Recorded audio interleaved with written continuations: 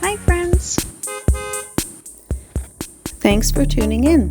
If you like this video, please give it a like, comment below, and take a moment to subscribe to our channel.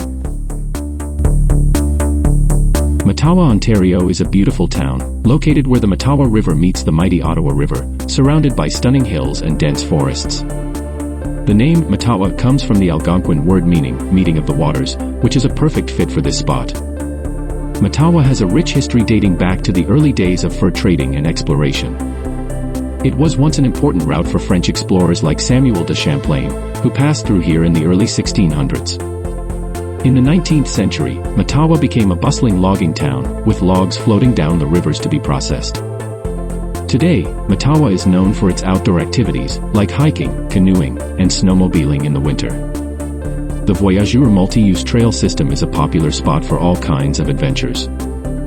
You can also explore the beautiful Mattawa River, which is a part of the Canadian Heritage River System, highlighting its cultural and natural significance.